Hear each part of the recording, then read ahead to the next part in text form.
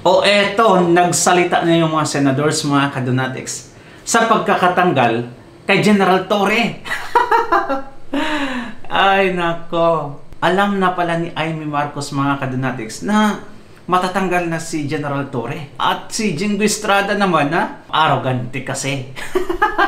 Ay nako, ito mga kadonatics, panoorin natin yung interview sa kanila. Ang pagkaalam ko na demote si Nartatis at yung Bapang General na Ilocano, nagdadaing kung bakit daw nangyari yun. Kaya sinita ko siya, sabi ko, hoy, ba't ganun? Nako, may balik yan, magdahan-dahan ka. Hindi ko naman alam, magiging bilang anghel ako. At nagpapaumanin ako, wala akong alam. Ang alam ko lang, ang balita ko, doon sa mga appointment ng mga RD at iba pa, talagang hindi sila nakipagkonsulta kay Secretary John Vic. Hindi naman tama yun. Siyempre, may boss tayong lahat. Yung boss na si John Vic. At ikalawa, masyadong maingay at maugong na nagmamalaki yung ibang classmate niya na tatakbong presidente o vice-presidente sa 2028. At nakita na nakapaskel yung kanilang mukha at sabi pa nga nung iba, hindi lang pala politiko ang EPAL. Kaya parang inaabangan na rin inaabangan na rin ng ibang tao dahil may nadidinig na pang-aabuso. So ma'am, namumuliti ka na rin siya? Start na? Parang yun yung sense ng ibang kapulisan. Nalagay lang dyan sa pwesto niya, mga kadonatics. Akala mo kung sino na, ang taas na agad yung tingin niya sa sarili niya. Akala niya may isi niya lang lahat. At eto, ang laki pa ng ambisyon. Gusto pa magpresidente? What? Yan, ha? Hindi ka pa nga naka 3 months or 3 months ka pa sa pwesto mo, naputol na yung ambisyon mo. Yan, karma ka kay Tatay Digong. Nakarma ka talaga. Diba? Kahit hate ko yun si John Vic, mga kadonatics, pero at least may nagawa siyang mabuti. Ay, nako, eto. May naririnig lang ako. Yun ang dahilan, you think, ma'am? Hindi ko alam kung ano yung dahilan. Ang alam ko lang na nagkaroon ng order tungkol sa mga appointment na naiiba yung kay SILG.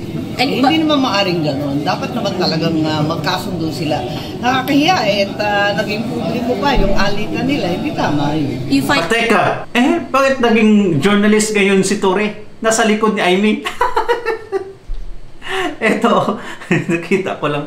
Andito pala si Torre sa likod, mga kadonatics. Nako, kaya pala na-relieve. Magiging journalist. Nabasa ko lang sa comment, ito.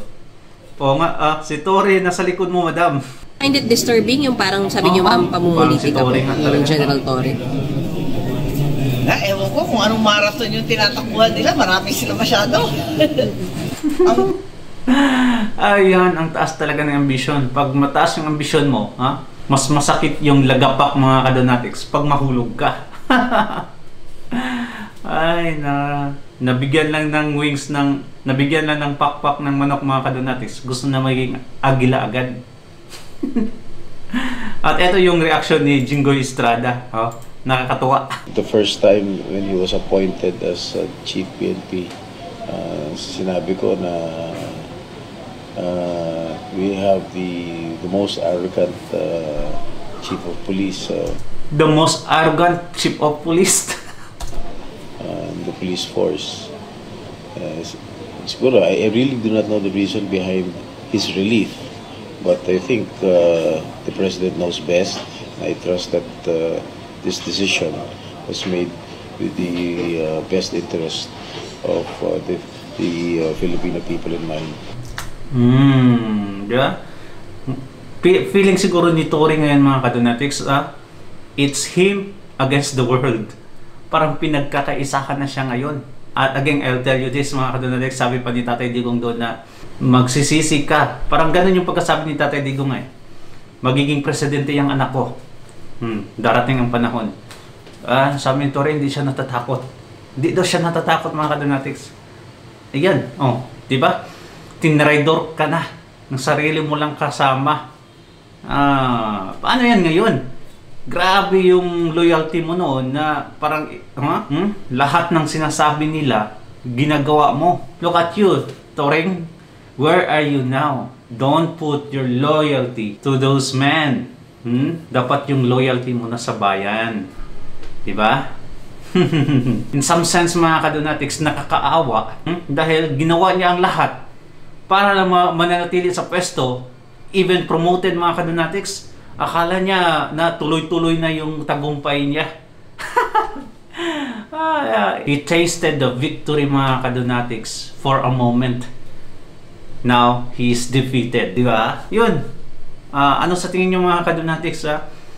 Karma na ba? Deserve niya ba mga kadonatics na matanggal sa pwesto? Or dapat binigyan ng tsansa? Kasi para sa akin, there's no chance for that kind of man. Kung babalikan lang natin yung video mga kadonatics na yung mga sinasabi niya kay Tatay Digong, nako, mawawala talaga yung awa mo sa taong to. Comment down below mga kadonatics, babasahin natin yan. Don't forget to subscribe and like this video. God bless you mga kadonatics. Ingat palagi. Bye-bye.